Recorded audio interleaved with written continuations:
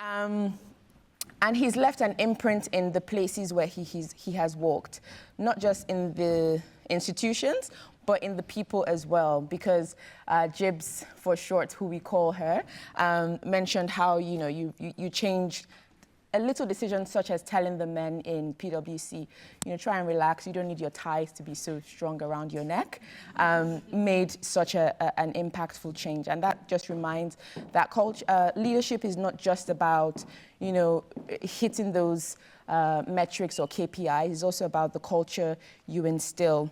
So it's great to have you as a keynote for today, and also thank you for TGI Group sponsoring this session. Given your vast experience, FG, we call him that for short, and all the conversations that we had prior to now, do you think Africa is at an inflection point? We've been talking about AFCFTA, the geopolitics of the world today.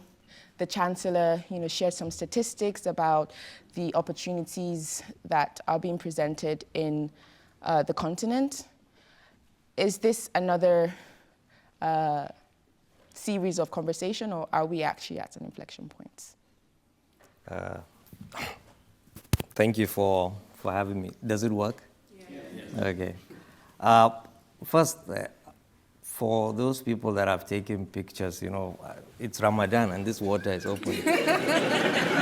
I still have parents, so I may get into trouble. So just take it out. He's a governor, he can get away with it, I can't. Africa at an inflection point, right?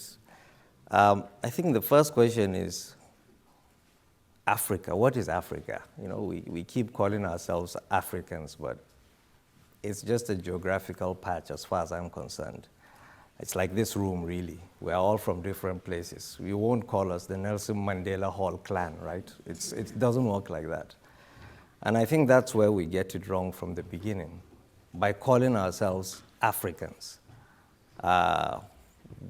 Europe has 84 languages, and somehow they found a way to connect themselves. We have 3,000. So if you have a continent that has 3,000 languages, and it's a tribal animal as opposed to a national animal, like what the governor said, then we're actually having this theoretical perception of what we should be versus the actual reality of what we are. And I think that's where we need to start from. This land that we call Africa, with a few dots around us, Cape Verde, Sao Tome, Madagascar, and the lucky guys in Seychelles and Mauritius, they're all apparently Africans. But if we break it down, you now start to look at numbers, and you say, okay, let's take the top 10 countries in Africa. By land mass, they account for over 50% of African land. So that means the remaining, and it's going to get a bit controversial now, because I heard Dr. Sena said there are 55 countries, which means she recognizes Western Sahara. And then the African Union is at 54, depending on who you talk to. But you now have 44 countries sharing the remaining 50% of the landmass. Then let's go by population.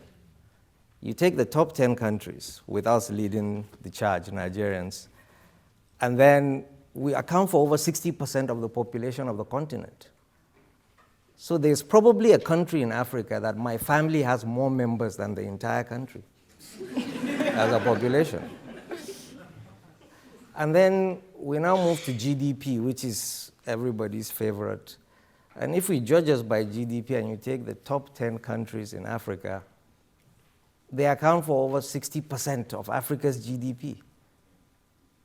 So by any metric, Africa is a dream. But Africans are the reality. And Africans have remained Africans because we have perfected the art of running an informal economy, like what the governor has said. It's extremely efficient. And like he said, there's somebody's living room in Nigeria and his bathroom is in Niger. You know, he can choose which hospital to go to. He can choose which school his kids go to. And I remember when the AFCFTA conversation started, some of us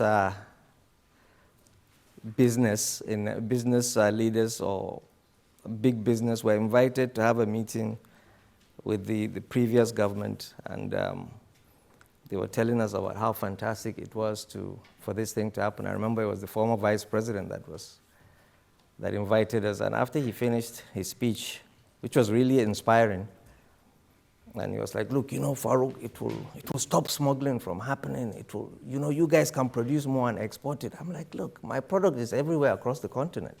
I don't take it there. Gravity happens. Somehow it shows up on a shelf in Accra. He now said, but we have to curb it. I said, look, every border you go to with a passport, a land border, it will take you 30 minutes to cross. Without a passport, with a goat, 2 minutes. Because they know you are a trader, you have value to add. But you come with documents, then you're a bureaucrat. So, infliction, I think there's that, I don't know. Very well said. Some of the things I pick up,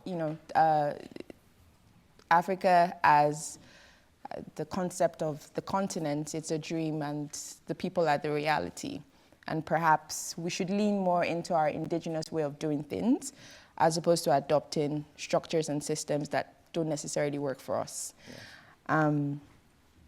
Not directly answered the question. No, but let's formalize our reality. Let's take what we have. Let's study it. Let's understand it. So if there's a thesis that Oxford should do, is to understand these border communities. How do they communicate? How do you have 2 or 3 currencies in existence and still trade? The guy that lives in Borno State, for example, can use the CFA from Cameroon, can use the CFA from Niger, can use the Chadian currency. He can use whatever he wants to trade. And he can actually use to trade by barter, but he's doing business. But we've completely ignored that, and we've now designed a new thing, and we now expect someone who doesn't even have an ID card to now plug into this formal economy and, be Bezos. It's not going to happen. He sells goats. Fair. So I guess following on the theme of, plugging into our indigenous systems, is it so much an inflection point, or things are working well, and how do we amplify on those things that are currently working well? I think they're working very well, Excellency. Yes. I think the informal economy is booming. Mm-hmm. They're doing very well. Regardless of what happens, the traders find their way. If the formally produced item makes financial sense, they will trade in the formally produced one. But if, like today now, where there's a currency arbitrage, there's a discount because some of the Asian economies have decided to reduce their duties on exports to Africa, they have entered different agreements that have actually created their own products to be cheaper than ours, then he will go to the informal economy and trade. Consumption will continue. The buyer does not have that price elasticity in terms of, okay, you know what, let me go and sell my stock. His income is relatively flat.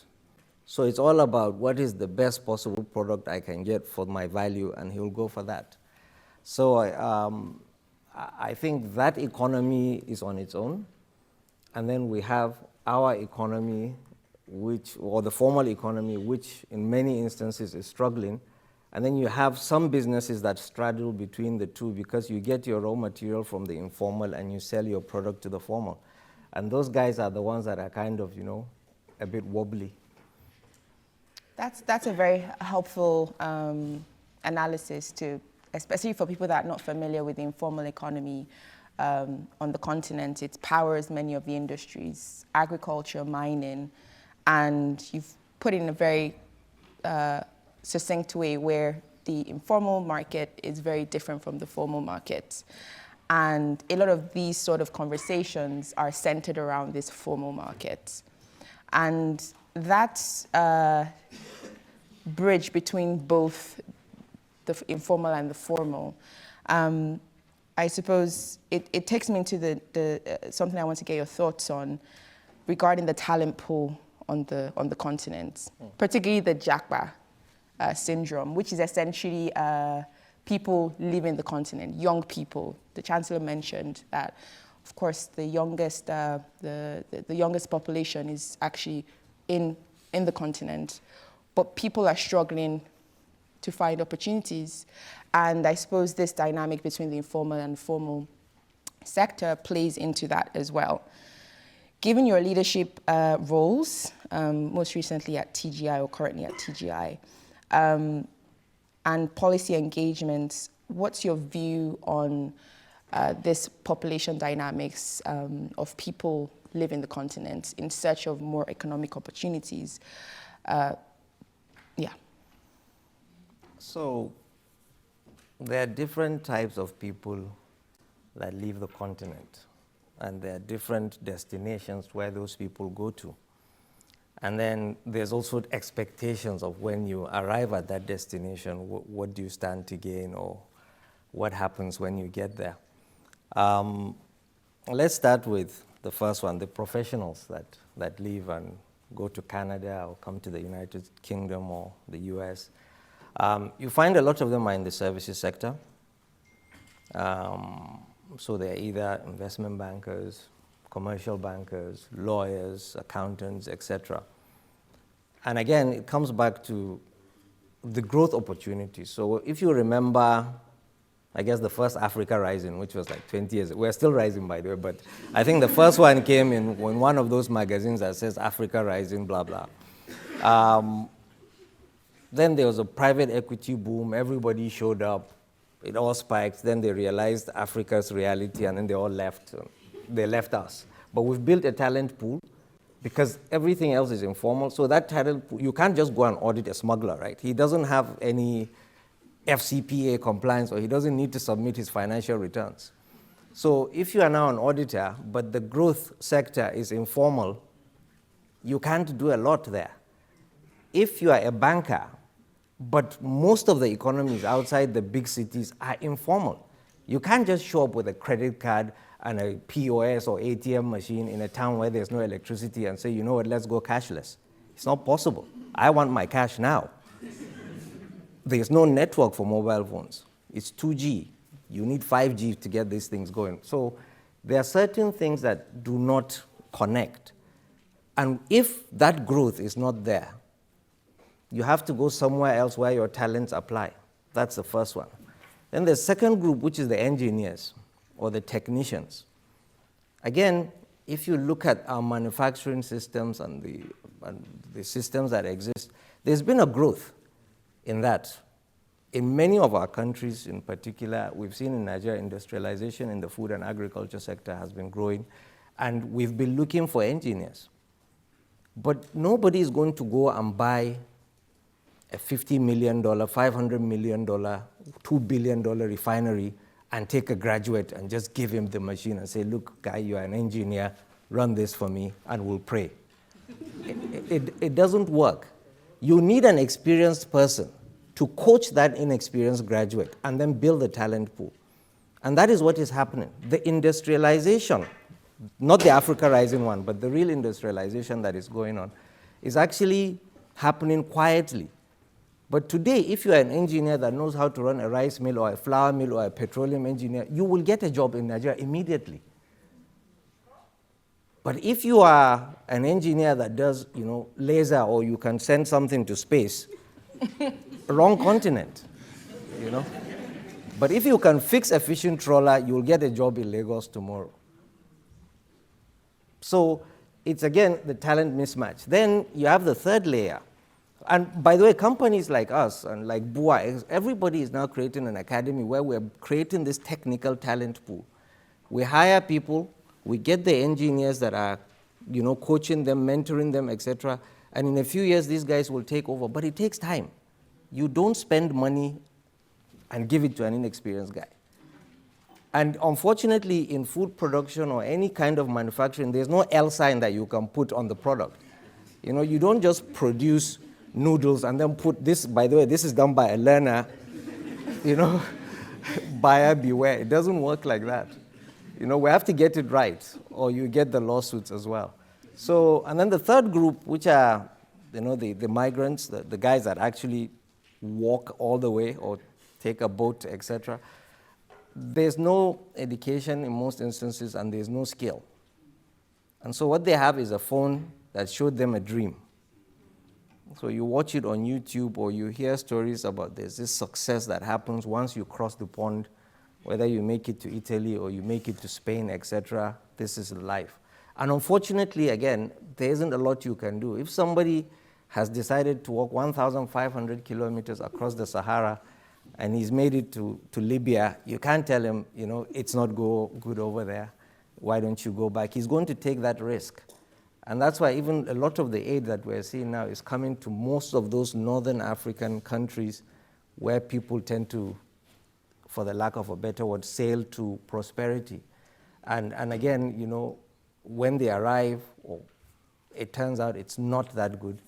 It's not the dream that they've seen on TV. The story of, you know, how somebody just showed up with $10 in his pocket and, you know, he now owns a 5-star hotel chain across Southern Europe is not there anymore.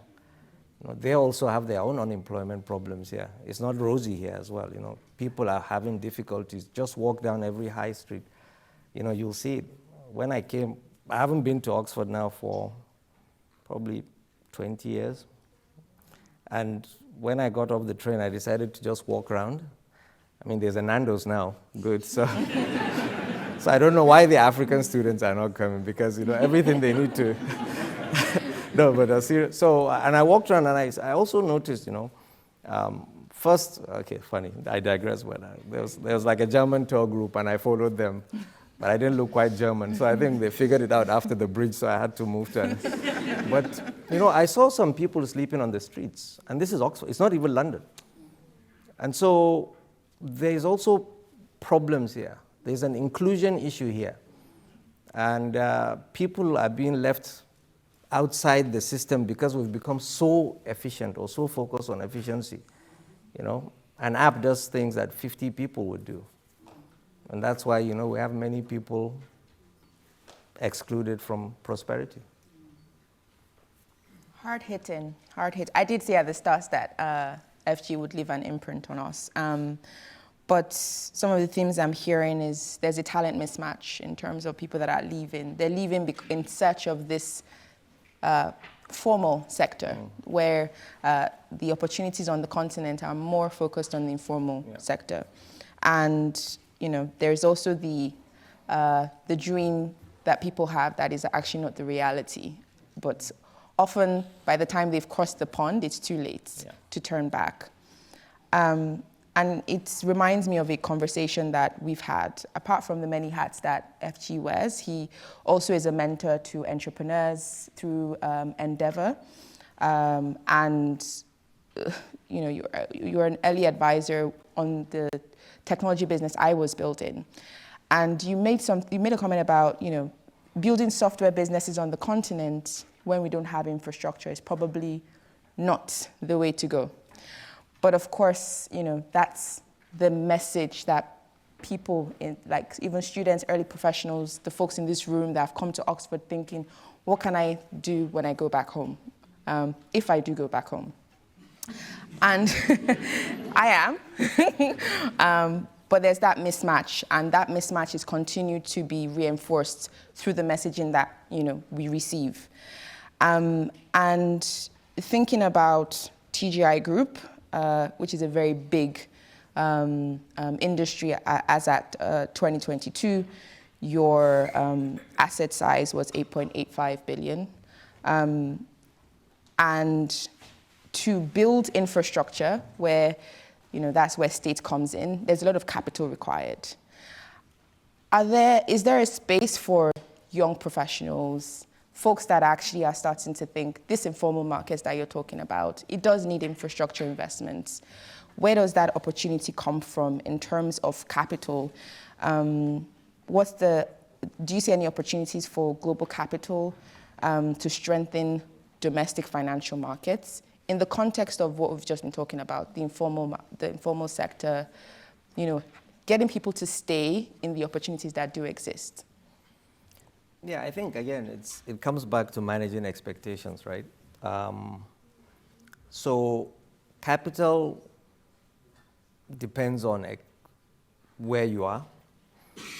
We have a lot of factories in northern Nigeria, for example, in Katsina, I was in Katsina 2 weeks ago, actually, where we signed an MOU with the governor and the UN system on how to bring IDPs into production. And he's providing the irrigation infrastructure, we're providing the agri-inputs, we're providing the capital, and the UN is providing the IDPs. We're providing guaranteed offtakes to what they do. Now, if you heard what the governor said, he was talking about $20 million. But $20 million to impact hundreds of thousands of people. Because, again, that is what they need in that system. So when Oxford is trying to raise $1 billion, for example, £1 billion, which was what Lord Hague mentioned earlier, there are 10 African countries that are doing Eurobonds trying to raise the same amount a university is looking for. You know? So we have to actually match ourselves. So if you are trying to empower and capture people, you think about what capital is needed. Today we've been brainwashed that if you are not talking about $1 billion, you are not playing, which is fine. I mean, I'm okay being a decent-sized fish in my little pond. I don't need to be big in the sense that, you know, US or UK. And some of these industries that we're talking about that will empower people and capture them and give them livelihood are not big. I mean, we're talking about a bakery. Somebody will bring the flour, somebody will run the oven, somebody will mold the bread, somebody will be the retailer and distributor. You'll probably create 100 jobs by just running a simple bakery that takes in that kind of capacity. Now, if every single village has an SME like that, you now have 100 families eating. Now, with our population size, one family leader is looking at 5 people. Best case scenario. You know, this is the guy that is outward looking, you know, is thinking about, you know, family planning, etc. 5 kids. And, you know, then you've now taken 500 people that are eating. Now, those kids that are eating go to school. And then the son will now have an education, and he will not be working in that bakery. He'll probably be working in an agency that is now doing health sanitation work for those bakeries across his locality. And then his son will now go back and become a banker. Evolution. We cannot leapfrog our reality. It's just impossible. And so when you talk about foreign investment, I think we need to invest in ourselves first. So the little things that we go back and we put in our villages, in our towns, in our states, will eventually become what it is today. Forget about the IT companies that started 20 years ago and are worth numbers that we can't even imagine. I'm sure we're here in Oxford, but take the right, what is $1 trillion? I mean, how many zeros? I don't even know. But those are the numbers we're calling today. But if you have a state that is saying, I want $20 million, then we need to go back and recalibrate and start to think, okay, if we can put $20 million in 500 communities as opposed to $1 billion in a robotic factory somewhere, maybe we'll start to find this Africa that is gradually going to tilt towards formality. So foreign investment, maybe not. Okay. Thanks. Well, well said, well said. So don't focus on the big numbers, baby steps. Yeah. And a couple of other themes I'm hearing from you, especially with that story of moving from the bakery to becoming a banker, is also legacy, lost legacy, lack of continuity on the continent, and how we should start reframing and reshaping our minds to think about what's the impact that we can make. And I think that would resonate a lot because, again, folks in this room are thinking about how do I take advantage of opportunities on the continent. And I suppose in light of that, because you've shared a lot about the need to strengthen domestic opportunities, the need to unlock the informal sector, what do you think students, early professionals in this institution should be focusing on in terms of unlocking the opportunities on the continent? I know that this could go very broadly, but given your experience in policy, industrialization, finance through NSIA, entrepreneurship, I'm keen to know what message would you like to leave this room with in terms of actionable steps that folks can take to unlock the opportunities that you've seen on the ground? So there's the corporate Farouk, right, who sits in these boardrooms and has these fantastic meetings about things that will resonate with the guys in this room. And then there's the business Farouk who actually goes out and gets things done. And when I'm sitting in the corporate rooms, obviously there are these governance rules and guidelines that you have to follow because there are rules to the game. But when you go to implement and you move out there in the field, anything goes, right? And so while you are in the field, there are no rules apart from your own thinking. And people in this room, people who are lucky enough to have this kind of academic experience and exposure, the only thing you are learning here is how to apply your brain. Because when you do a case study, it's somebody else's experience and journey, and maybe you are looking at it differently. But when you are living in your own case study, nobody is going to mark it. Because whether you get an A or an F, you won't know now. You'll probably know after 3 years that guy duped you, he scammed you out. You keep thinking, no, I'm going to capitalize this, I'm not going to write it off. And then you're like, you know what, this guy is never coming back. So think and observe. Just keep your eyes open. Because Africa is full of opportunities, but only when you see it. But if we keep superimposing somebody else's journey on ourselves, then all you will do is you will fail because your expectations will never, ever be met. It's very simple. We talk about, we can trade, we can move these things. So, Dr. Sena, let's say, for example, all the roads are there and all the electricity is there and all these guys are there. How do I move from Tamale to Waga, from Waga to Niamey, from Niamey to N'Djamena, from N'Djamena to Bangui?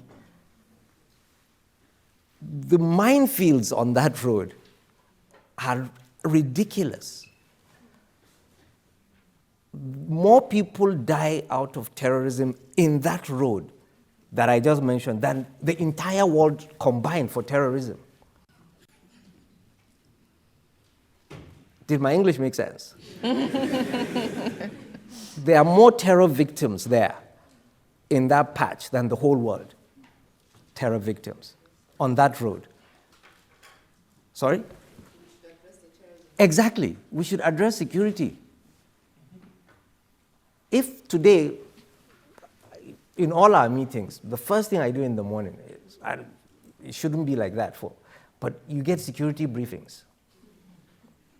Imagine. Again, I'm not going to say anything because guys are recording me. But you sit down and then you now pick up the phone.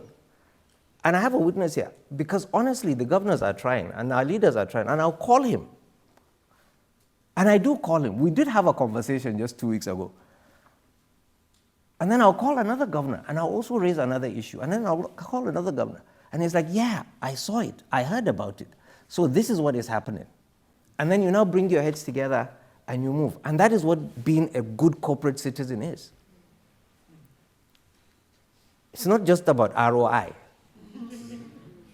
There are many other layers because we all have to come together and build this continent. And so back to your question, maybe I've digressed. I haven't forgot what the question is, but I'm sure you guys, you get it. No, I think it definitely resonates, and the question is, what do we take on in terms of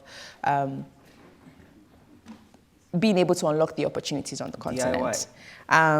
So what I'm hearing is that the skill you have to be dynamic in your skill set. Yeah. You need to be able to adjust to change because there's no rule book, and it's ties in with what the Dean talked about earlier, the Chancellor talked about earlier.